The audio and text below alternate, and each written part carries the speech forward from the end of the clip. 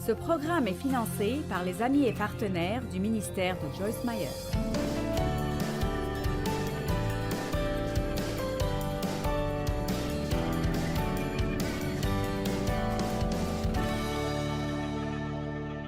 La prière est le plus grand privilège que nous ayons. La prière n'est pas seulement une obligation, ce n'est pas un effort de dernière minute. Ce n'est pas « bien, je fais tout ce que je sais faire, tout ce que je peux faire maintenant est de prier ». La prière devrait être notre première ligne de défense. Mais vous devez avoir la foi et la confiance dans le pouvoir de la prière et vous devez croire que Dieu vous écoute. Et même si vous ne recevez pas immédiatement une percée exceptionnelle, vous devez toujours croire que quand vous priez, Dieu va travailler dans votre vie et au bon moment, vous allez voir un changement. Et beaucoup d'entre nous se demandent bien quelle est la bonne façon de prier. Et les disciples avaient la même question. Et donc, dans Luc chapitre 11, ils ont dit « Seigneur, enseigne-nous à prier. » Et Jésus a dit « Quand vous priez, priez comme ça. Notre Père qui est aux cieux, que ton nom soit sanctifié, que ton règne vienne, que ta volonté soit faite, sur terre comme au ciel. Donne-nous chaque jour notre pain quotidien. Pardonne-nous nos péchés comme nous pardonnons à ceux qui nous ont fait du mal. Ne nous induis pas en tentation, mais délivre-nous du mal, car c'est à toi qu'appartiennent le règne, la puissance et la gloire. » Bien, ça nous a pris près de 30 secondes. Et chaque dénomination autour du monde prie cette prière. Il n'y a probablement pas un d'entre vous qui n'a pas reconnu cette prière. En 40 ans, je n'ai jamais enseigné la prière du Seigneur. Et je fais une marche le matin, et je prie, et je ne sais pas pourquoi, mais il me vient beaucoup de grandes idées créatives et ointes quand je marche. Et il y a quelques semaines, je priais la prière du Seigneur, et Dieu a commencé à la disséquer pour moi et à me montrer à quel point cette prière était étonnamment puissante. Et je me suis sentie poussée à enseigner sur cette prière. Et je pense qu'après avoir entendu cet enseignement, vous ne prierez plus jamais ce que nous appelons la prière du Seigneur sans que ça ait un plus grand sens pour vous que ça ne l'a maintenant. Nous allons tous prier cela ensemble. Nous allons le mettre sur les écrans. Êtes-vous prêts? Allez, notre Père qui est aux cieux, que ton nom soit sanctifié, que ton règne vienne, que ta volonté soit faite sur la terre comme au ciel. Donne-nous ce jour notre pain quotidien et pardonne-nous nos offenses comme nous pardonnons à ceux qui nous ont offensés. Ne nous induis pas en tentation, mais délivre-nous du mal, car c'est à toi qu'appartiennent le règne, la puissance et la gloire pour toujours. Amen. Maintenant, notre Père qui est aux cieux. Si je ne me retiens pas, je pourrais passer toute la nuit à parler de la première phrase de cette prière. Notre Père. Dieu est notre Père. Notre Père. Et c'est surtout de bonnes nouvelles pour ceux qui avaient un père absent ou pas de père, ou même pire, un mauvais père. Je pense honnêtement, tout comme la situation dans laquelle j'étais, et beaucoup ont vécu des situations similaires, vous avez été abusé en grandissant, ou peut-être vous n'étiez pas aimé, ou quelqu'un vous criait dessus tout le temps, ou vous avez été battu ou puni injustement, ou été abusé sexuellement comme je l'ai été. Mais ça aurait été mieux pour moi d'avoir un père absent plutôt que celui que j'ai eu. Et donc, je n'ai aucune notion de ce que c'est que d'avoir un père terrestre, affectueux. Ceux d'entre vous qui ont eu un papa merveilleux, vous devez l'apprécier et vous devez lui dire combien vous l'appréciez et vous devez lui faire savoir que vous êtes reconnaissant de la façon dont il vous a élevé, parce que beaucoup n'ont pas eu cette opportunité. Mais Dieu veut toujours être pour nous toutes choses que nous avons pu avoir manquées dans le naturel. Et la Bible dit dans le psaume 27:10, « Quand mon père et ma mère m'auraient abandonné, toutefois l'Éternel me recueillera et m'adoptera comme son propre enfant. » Alors devinez quoi? Vous avez tous un père affectueux. Mon papa m'aime. Pouvez-vous le crier haut et fort? Mon papa m'aime. Amen. Il y a 63 écritures dans la Bible qui font référence à la paternité de Dieu. Nous allons regarder quelques-uns d'entre eux. 1 Corinthiens 8:6, la Bible dit « Néanmoins pour nous, il n'y a qu'un seul Dieu, le Père, de qui viennent toutes choses, et pour qui nous sommes. » J'aime cela. Et pour qui nous sommes. Et pour qui nous sommes. Nous sommes pour lui. Amen.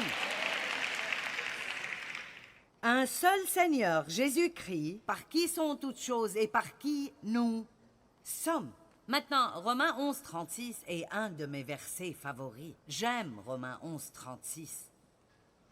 Et j'ouvre ma Bible là parfois et je le lis simplement et je hoche ma tête parce que c'est tellement puissant.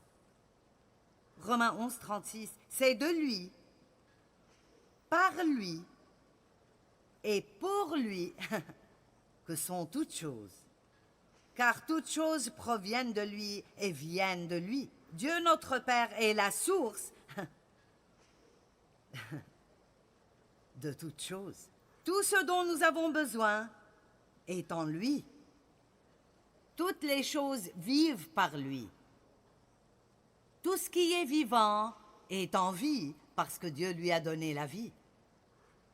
Et toutes les choses sont centrées et tendent à s'accomplir et à se terminer en lui. À lui la gloire dans tous les siècles. Amen. Maintenant, bien que ce message pourrait être considéré un peu plus spirituel, il est également très pratique parce que lorsque vous savez vraiment qui est Dieu et qu'il est pour vous, qu'il n'est jamais contre vous, qu'il vous aime et qu'il est la source de tout ce dont vous avez besoin, vraiment la vie devient bonne et excitante.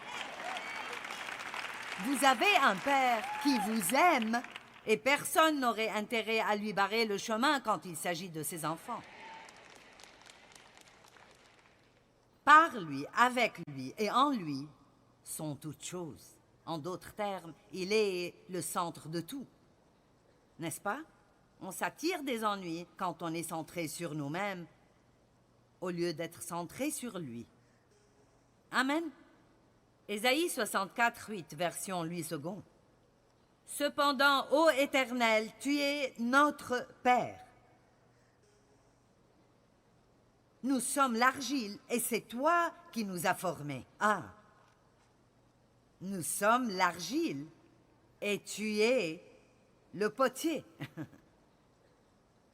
Nous sommes l'argile.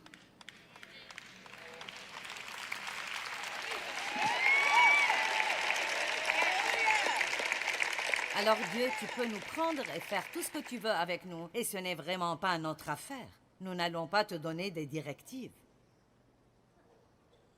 Nous sommes tous l'ouvrage de tes mains. Je vous le dis, si quelqu'un d'entre vous ne se sent pas bien ce soir, j'aimerais pouvoir vous ouvrir l'esprit et vous remplir du psaume 139 qui dit « C'est toi qui as formé mes reins, c'est toi qui as créé ma conscience, qui m'as tissé dans le sein de ma mère. En secret, tu nous as créés et nous as formés. » Et Dieu a regardé tout ce qu'il a fait et a dit « C'est bon.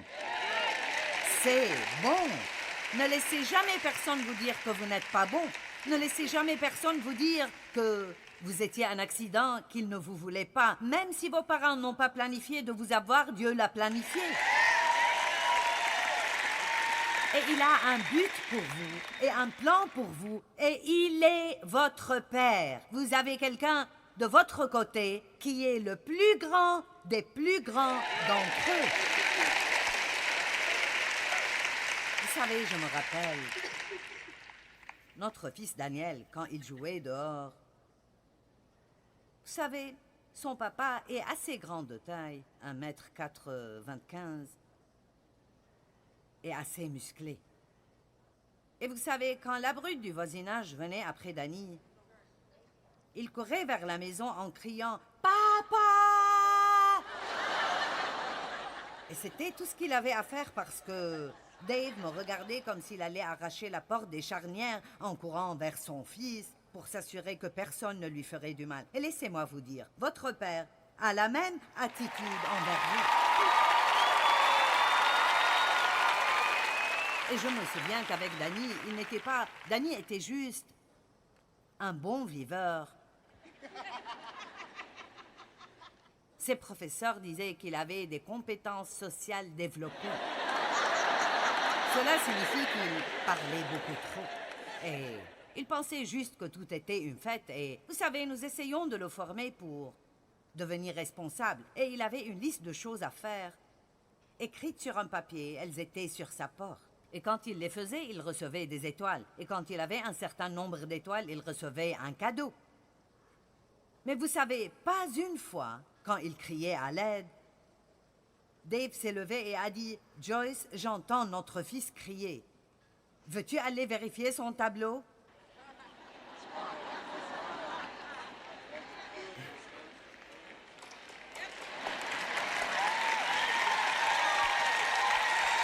Allez, lorsque vous avez besoin d'aide,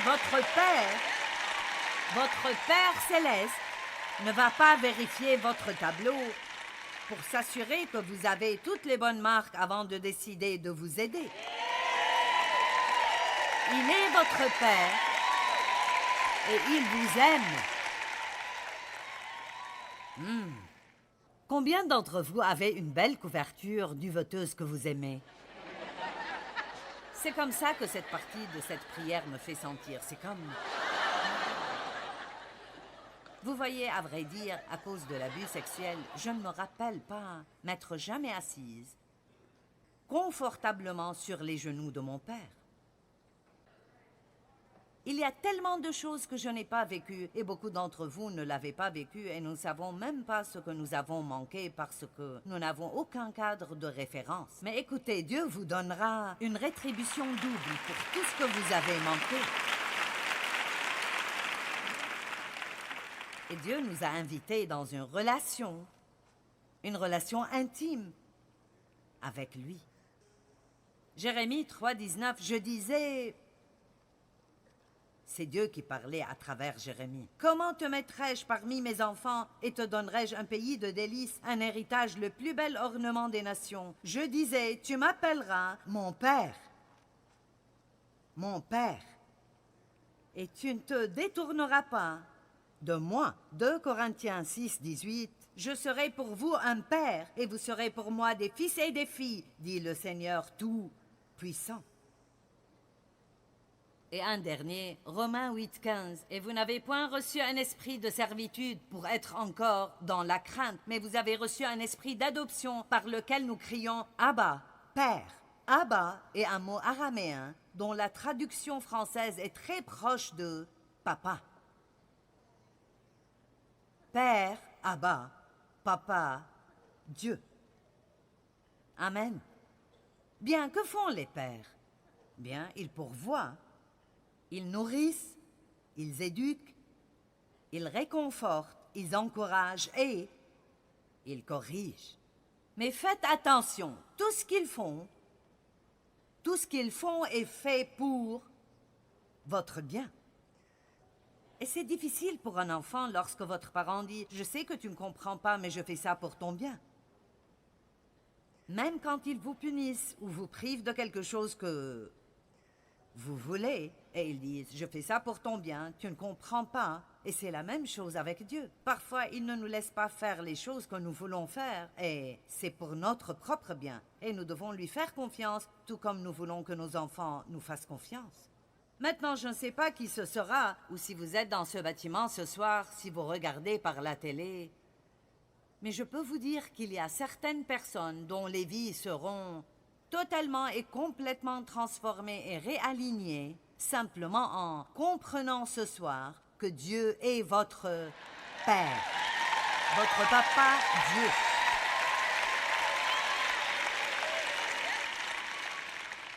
Notre Père. J'aime ça. Qui est dans les cieux. Dieu est sur son trône céleste. Mais vous savez, Dieu vit dans deux endroits. Il vit sur son trône au ciel, mais il vit aussi sur le trône de nos cœurs. Est-ce que vous pouvez être plus proche que votre intérieur? La religion est toujours centrée sur moi essayant d'atteindre Dieu. Mais le christianisme est à propos de Christ qui descend vers nous. Il vit en vous si vous êtes croyant. Christ en moi.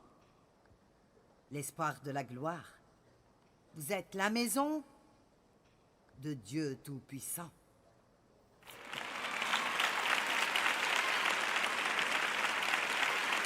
Nous sommes sa maison. La Bible dit dans 2 Corinthiens 3,16 que collectivement, comme un corps et individuellement, nous sommes la maison de Dieu. Quand vous rentrerez chez vous, vous prendrez Jésus avec vous parce qu'il a dit « Je ne vous laisserai ni ne vous abandonnerai jamais ».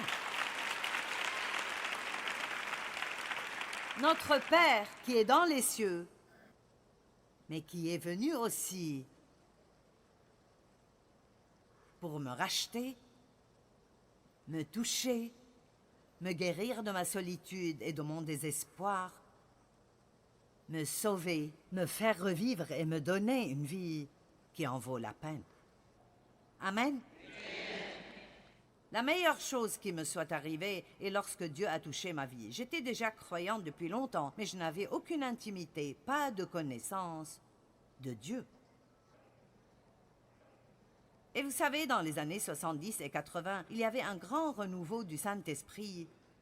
Et beaucoup de personnes étaient remplies de l'Esprit, ou quelle que soit la terminologie que vous mettez dessus. Et je ne glorifie pas les expériences. Mais je vais vous dire quoi, il faut en arriver au point où vous savez que Dieu n'est pas seulement quelque part là-bas, mais il est avec vous et que partout où que vous alliez, il ne vous laissera ni ne vous abandonnera jamais. Vous n'êtes pas seul. Et maintenant, saint est ton nom. Ouh! Je pourrais être enlevé au ciel aujourd'hui. Je me suis sentie tellement enthousiasmée quand j'étudiais ça. Je veux vous dire quelque chose, et je l'entends avec tout amour et respect.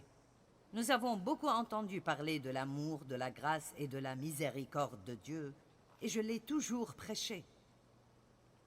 Mais je pense que nous devons aussi entendre parler de la sainteté de Dieu, et le jugement de Dieu, et la crainte révérentielle de Dieu. Et si elle ne revient pas à l'Église, nous sommes dans de graves difficultés dans les temps où nous vivons.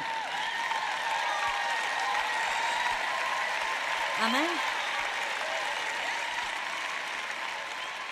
Oui, Dieu nous aime, et parce qu'il nous aime, nous pouvons vivre une vie supérieure et plus élevée. Nous avons la puissance du Saint-Esprit, non seulement pour nous donner la chair de poule et un drôle de langage pour prier avec, mais nous avons la puissance du Saint-Esprit pour nous permettre de conquérir le péché et vivre pour la gloire de Dieu. Et je dois probablement vous dire maintenant que, à partir d'ici, ce message n'est pas pour les âmes sensibles. Mais c'est juste que...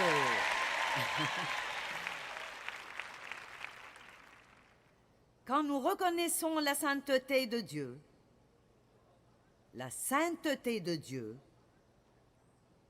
le Dieu saint,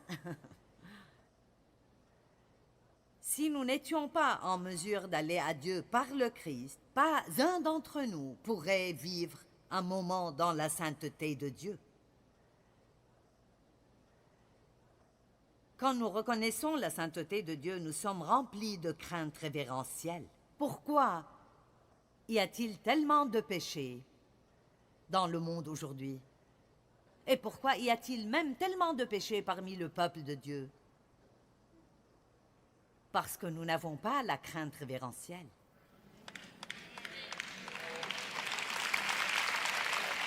Je ne suggère pas que nous ayons peur de Dieu. Je n'ai pas peur que Dieu vienne me faire du mal. Il est mon Père. Je sais qu'il m'aime. Mais il doit être regardé avec révérence. Et nous avons besoin de comprendre que Dieu n'est pas seulement notre ami proche, il est Dieu, et il est un Dieu saint. Et si Dieu dit « Faites ceci et vous aurez une bonne vie, faites ceci et vous ne l'aurez pas, si vous faites ceci, vous n'aurez pas la vie que Dieu veut que vous ayez. » Chaque personne devra éventuellement rendre compte pour elle-même devant Dieu. Chaque personne, nous nous tiendrons tous devant Dieu et donnerons un compte pour nous-mêmes devant Dieu. Et ce n'est pas une prédication pour vous faire peur. Je vous l'ai dit ce matin, je vous le redis ce soir. Dieu vous aime, sa miséricorde est nouvelle chaque jour. La grâce de Dieu nous est toujours disponible. Mais Dieu est sérieux. Et je pense qu'il est temps pour nous de nous redresser un petit peu.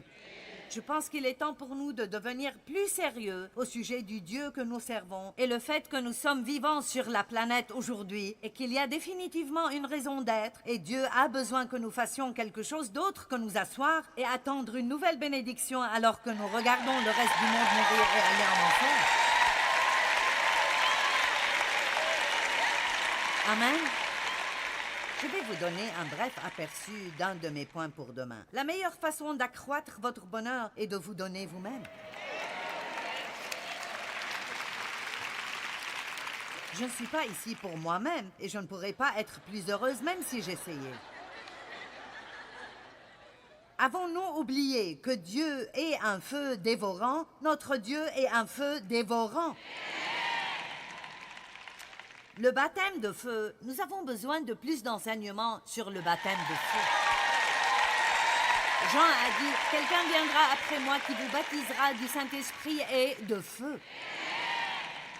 Oh, nous sommes mignons dans l'église. Oh Dieu, nous chantons nos chants, envoie ton feu.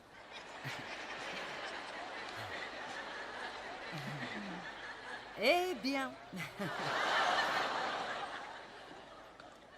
Quand le feu de Dieu vient dans votre vie, je peux vous dire ce qui arrive parce que je l'ai eu. Il brûle tout ce qui n'est pas compatible avec sa nature. Et tout ce qui reste, il embrase pour sa gloire. M'avez-vous entendu? Quand le feu de Dieu vient dans votre vie, il brûle tout ce qui n'est pas consistant avec sa nature et il embrase tout ce qui reste pour que Dieu puisse l'utiliser pour sa gloire. Je vous dirai quoi, je ne sais pas de quel côté vous êtes. Si vous êtes du côté de l'église le dimanche et du côté du monde le lundi. Mais je suis en mission pour pousser les gens du bon côté.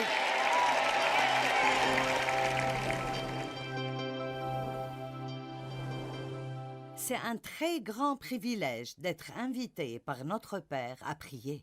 Et c'est toujours la première chose que nous devrions faire, et jamais juste un dernier recours. Souvent, les gens disent « il ne me reste plus qu'à prier », mais cela devrait être notre premier recours. Croyons que Dieu nous entend, qu'il est notre Père aimant et qu'il travaille dans nos vies. Vous savez, vous n'avez pas parce que vous ne demandez pas. Alors priez pour tout ce dont vous avez besoin.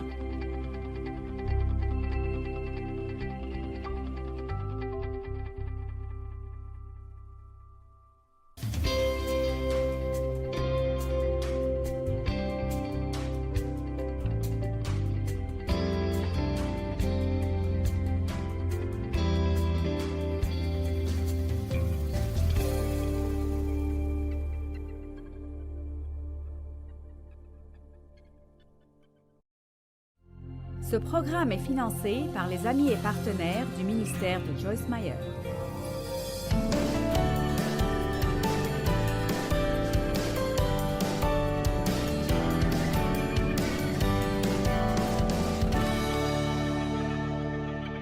Nous sommes sanctifiés, et ce mot veut dire « mis à part » pour une utilisation spéciale et sainte. Ceci est mon verre pour ces réunions Et nous ne l'utilisons pas pour autre chose. Êtes-vous avec moi? Je suis la seule personne qui boive de ce verre. Maintenant, c'est un exemple pathétique, mais il est mis de côté pour mon usage. Et bien que ce ne soit qu'un verre, les gens ont de la révérence pour mon verre. Combien d'entre vous ont compris? Bien, c'est un exemple pathétique de ce que Dieu nous dit, que nous sommes mis à part, sanctifiés pour son usage. Nous appartenons à Dieu Tout-Puissant, notre Père qui est aux cieux. Saint est ton nom. Vous ne pouvez plus prier la prière du Seigneur de la même manière que vous le faisiez. Cette prière couvre tout. Apocalypse 4, 1 à 8. Après cela, je regardai et voici une porte était ouverte dans le ciel. La première voix que j'avais entendue, comme le son d'une trompette et qui me parlait, dit « Monte ici, et je te ferai voir ce qui doit arriver dans la suite. » Aussitôt, je fus ravi en esprit. Et voici, il y avait un trône dans le ciel, et sur ce trône, quelqu'un était assis. Celui qui était assis avait l'aspect d'une pierre de jaspe et de sardoine, et le trône était environné d'un arc-en-ciel semblable à de l'émeraude.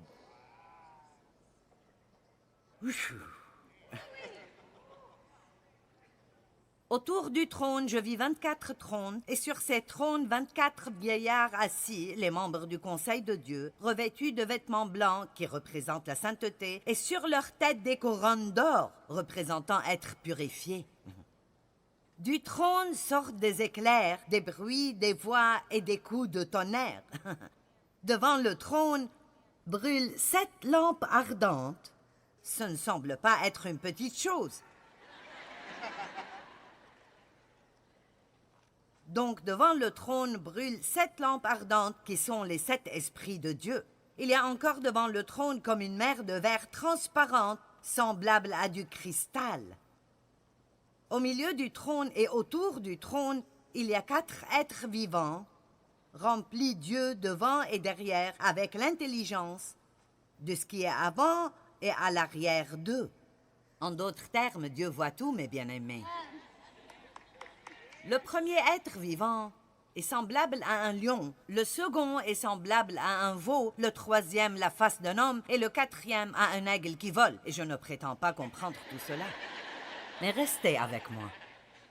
Les 4 êtres vivants ont chacun 6 ailes et ils sont remplis d'yeux tout autour et au-dedans et sous les ailes. Ils ne cessent de dire jour et nuit: Saint, Saint, Saint est le Seigneur Dieu, le Tout-Puissant, l'Omnipotent, qui était, qui est et qui vient. Allez, acclamez notre Dieu Saint ce soir.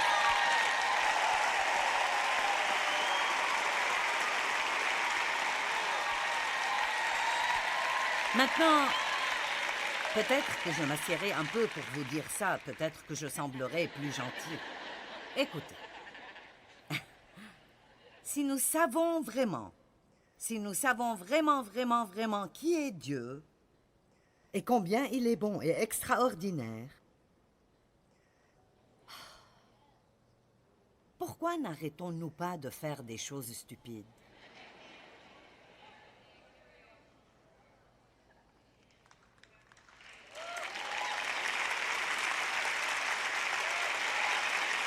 Je veux dire, commençons juste avec quelque chose, comme nous décider à ne plus ragoter.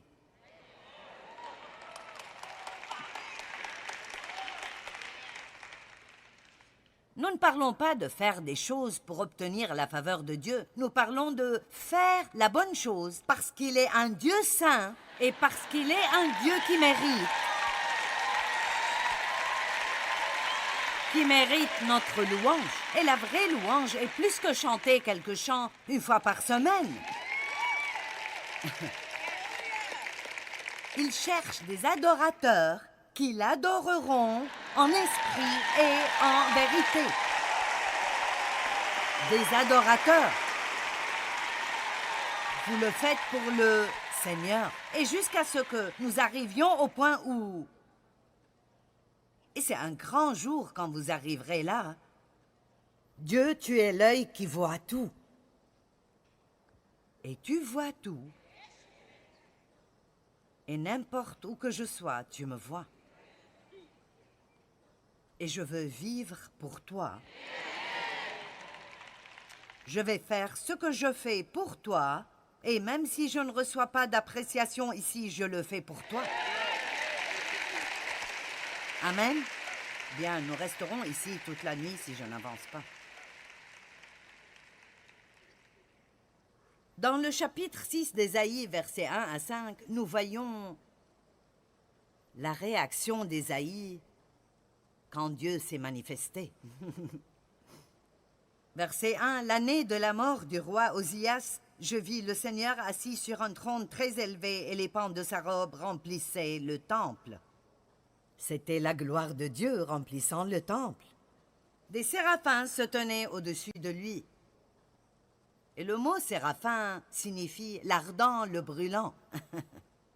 Ils avaient chacun 6 ailes, 2 dont ils se couvraient la face, 2 dont ils se couvraient les pieds et 2 dont ils se servaient pour voler. Ils criaient l'un à l'autre et disaient « Saint, Saint, Saint est l'Éternel des armées, toute la terre est pleine de sa gloire. » Les portes furent ébranlées dans leurs fondements par la voix qui retentissait et la maison se remplit de fumée. Et voilà la réaction d'Ésaïe. Alors je dis « Malheur à moi! Je suis perdu, car je suis un homme dont les lèvres sont impures. J'habite au milieu d'un peuple dont les lèvres sont impures. » Ésaïe a dit « Malheur à moi, je suis perdu. » Sa culpabilité a été établie juste pour les choses qu'il a dites, qui étaient inutiles.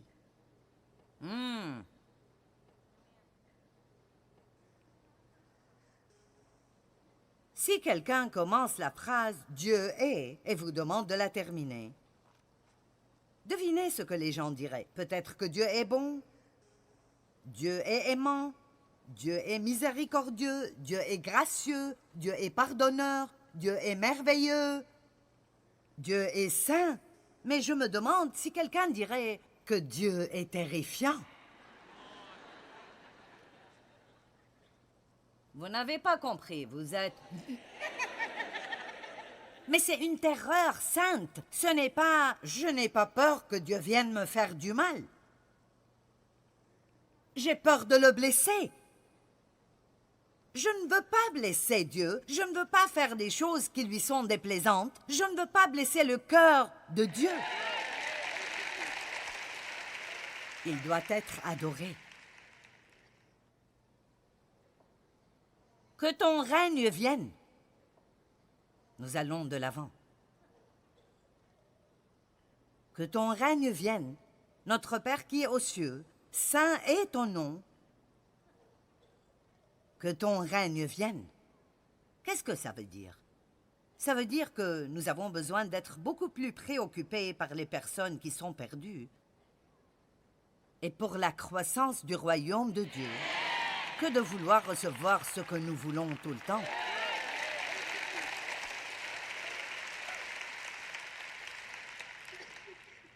Notre monde est rempli de souffrances et d'immoralités de tout genre. Ne courez pas après les choses, ne perdez jamais votre temps à courir après les choses. Cherchez d'abord le royaume de Dieu et sa justice, et toutes ces choses vous seront ajoutées. Le cri de nos cœurs devrait être « Dieu, quelle est ma mission? Quelle est ma mission? » Votre mission peut ne pas être le conducteur de louange ou le pasteur ou être le propriétaire d'une entreprise. Peut-être que votre mission est de nettoyer les toilettes dans l'église, mais faites-le avec un sourire sur votre visage et faites-le pour Dieu. Parce que quelqu'un doit le faire, pourquoi pas vous? Amen. J'aime quand les gens me disent « c'est ma mission ». Nous devons savoir quelle est notre mission de Dieu. Peut-être votre mission maintenant est juste d'élever vos enfants et être une bonne épouse. Peut-être que votre mission maintenant est d'être le meilleur papa. Mais peut-être que votre mission est aussi de tendre la main à d'autres enfants de l'Église qui n'ont pas de père et les inclure.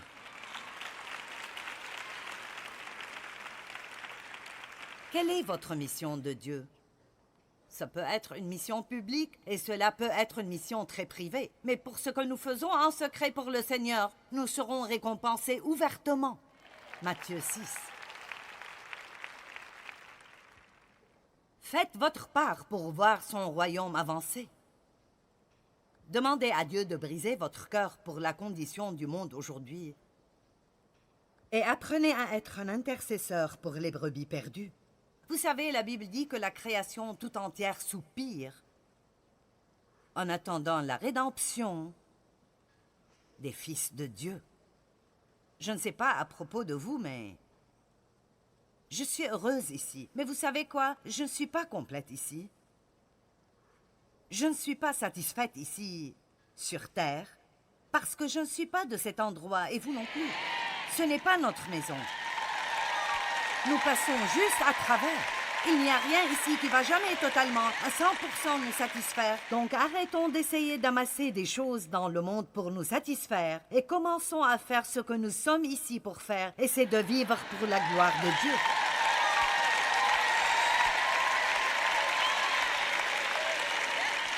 Que ton règne vienne, que ta volonté soit faite sur la terre comme au ciel. Que ta volonté soit faite.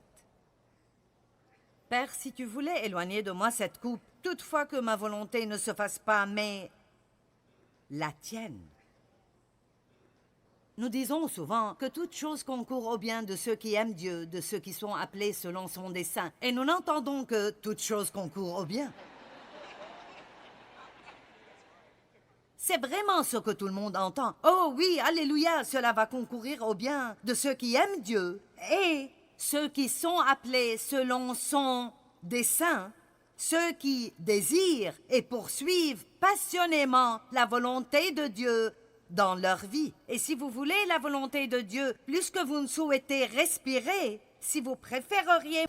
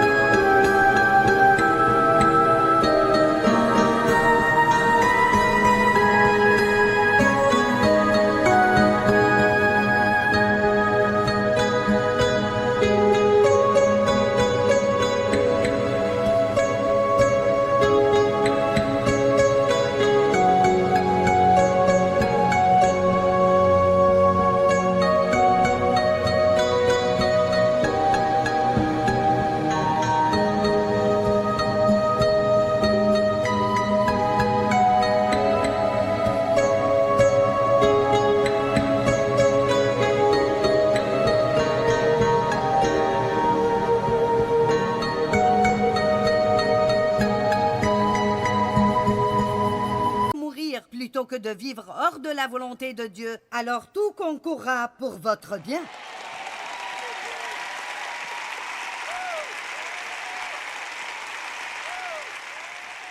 Et je sais que certains d'entre vous, vous êtes là depuis longtemps comme moi. Vous êtes juste comme moi. Vous en avez fini avec les choses du monde.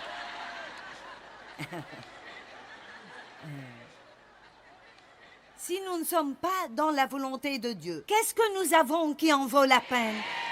Qu'est-ce que je reçois si je fais ma propre volonté? Ça ne va pas me rendre heureuse. J'ai déjà essayé cela. Dieu, je ne peux pas être heureuse si je ne me marie pas. Dieu, je ne peux pas être heureuse si je dois rester mariée. Je ne peux pas être heureuse si je n'ai pas d'enfants. Je ne peux pas être heureuse avec ces enfants. Dieu, je ne peux pas être heureuse si je n'ai pas un meilleur emploi et si je n'ai pas une plus grande maison. Vous n'allez pas être heureux, peu importe ce que vous avez.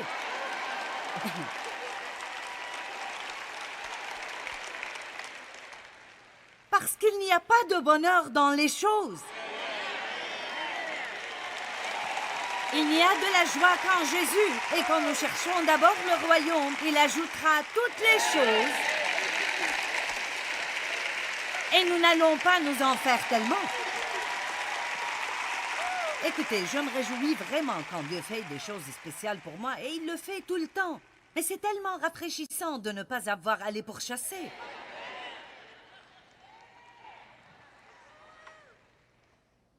Mon Dieu! Les jeunes dames célibataires, ne pourchassez pas un homme.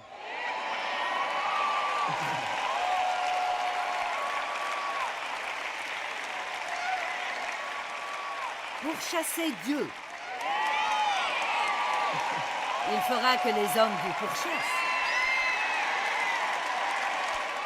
Et je spécifie, un bon homme.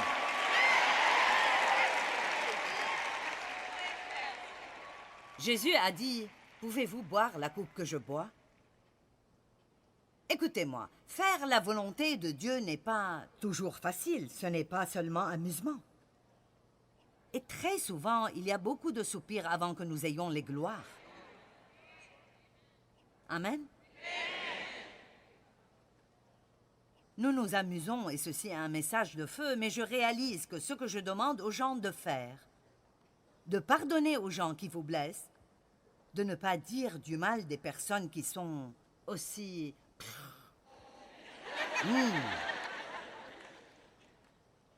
Mon Dieu, parfois je dois mordre ma langue pour fermer ma bouche.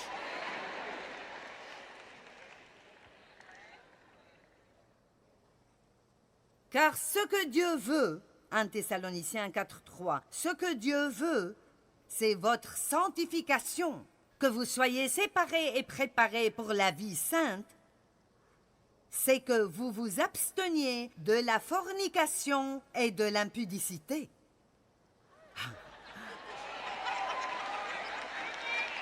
Ouh!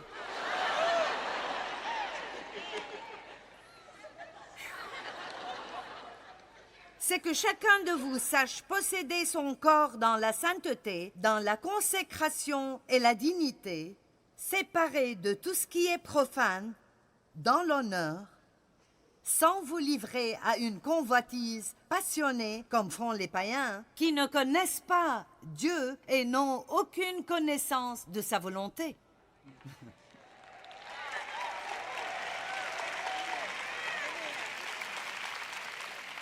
Vous êtes aujourd'hui dans une réunion sainte.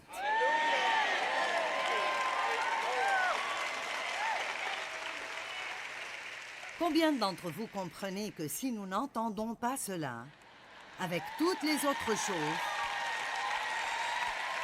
nous allons nous retrouver dans de très, très grands problèmes.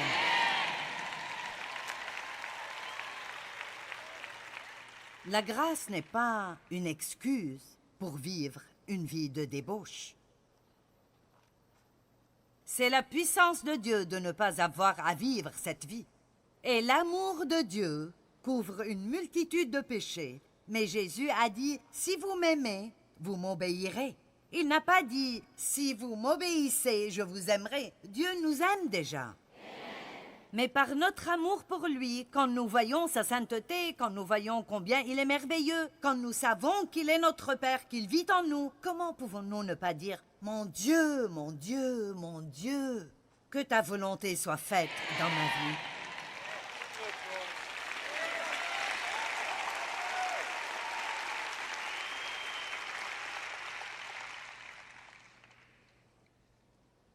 Que ta volonté soit faite sur terre comme au ciel. Donne-nous aujourd'hui notre pain quotidien.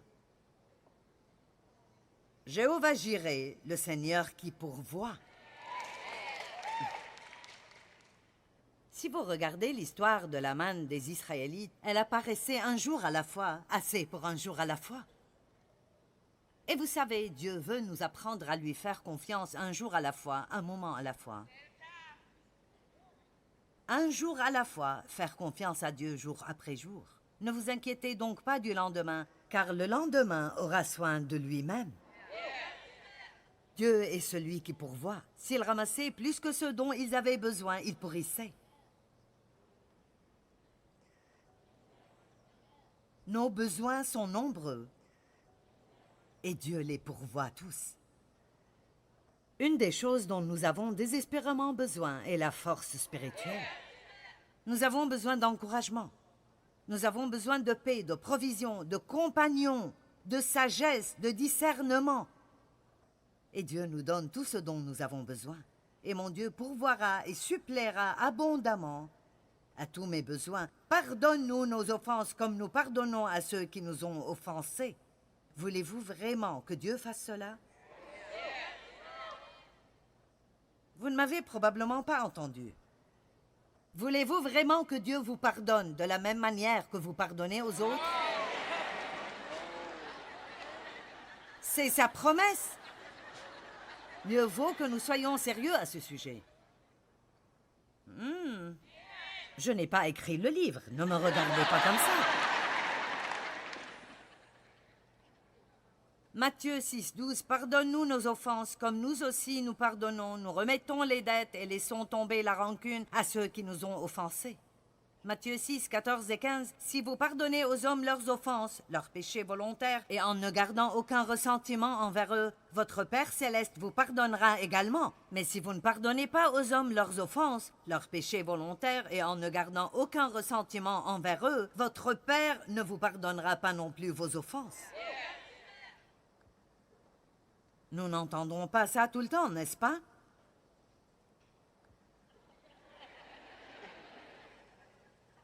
Je pense que si j'étais vous, je n'irais pas au lit cette nuit avant de pardonner à tout le monde. Je veux dire, je suis sérieuse. Je suis aussi sérieuse que je puisse être.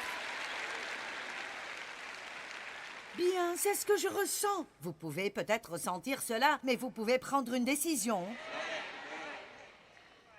Dieu, je ne vais pas vivre avec un cœur plein de haine après ce que tu as fait pour moi. Je ne vais pas recevoir ta miséricorde et ta bonté et puis garder les offenses contre les autres. Et puis mettez-vous face à terre et enfoncez votre visage dans le tapis et restez là jusqu'à ce que Dieu vous donne la grâce et la force de vous lever et aimer les gens qui étaient dans la catégorie ennemie.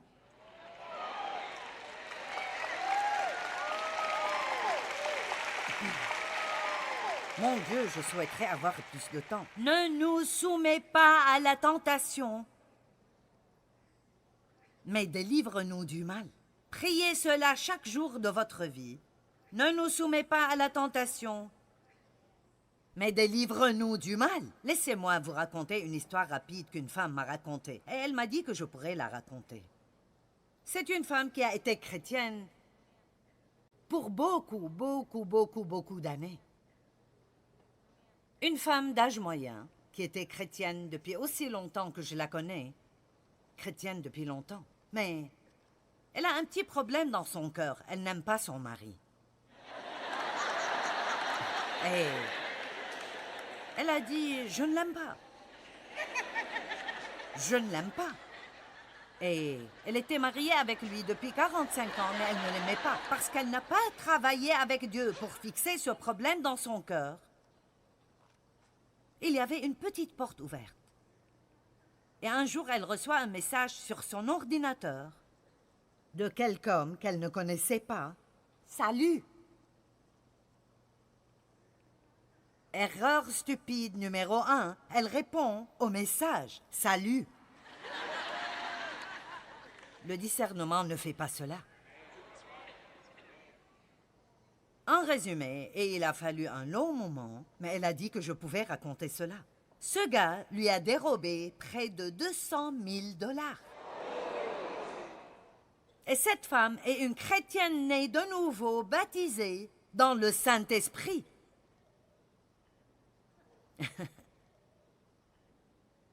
Laissez-moi vous dire quelque chose. Nous avons des choses dans notre cœur.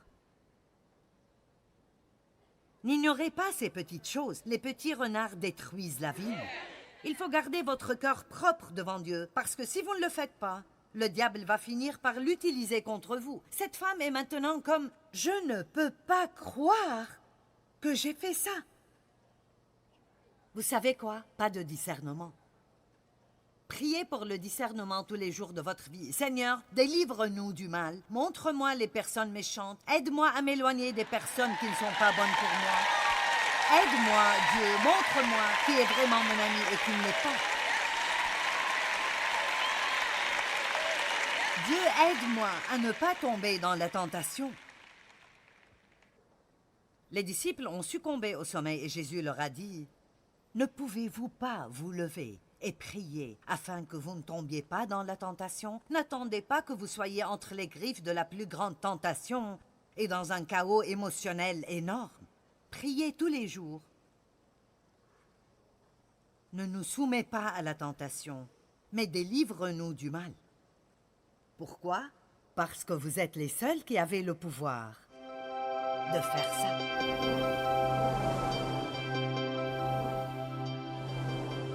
C'est un très grand privilège d'être invité par notre Père à prier. Et c'est toujours la première chose que nous devrions faire, et jamais juste un dernier recours. Souvent les gens...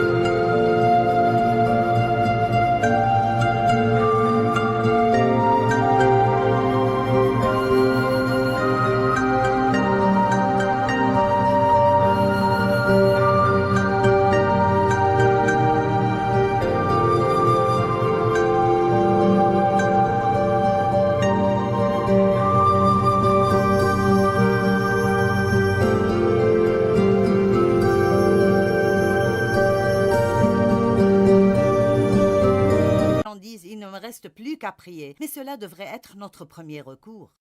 Croyons que Dieu nous entend, qu'il est notre Père aimant et qu'il travaille dans nos vies. Vous savez, vous n'avez pas parce que vous ne demandez pas.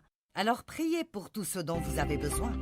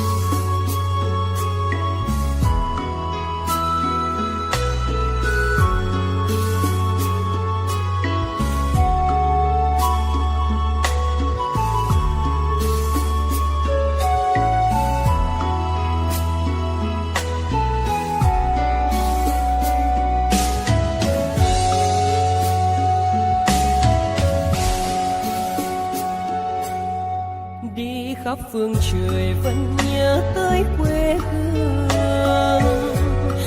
Người về đây thăm làng trù quê mẹ và làng sen quê cha, xúc động bồi hồi người rơi giọt lệ, thương mái nhà tranh thương đất mẹ nghèo.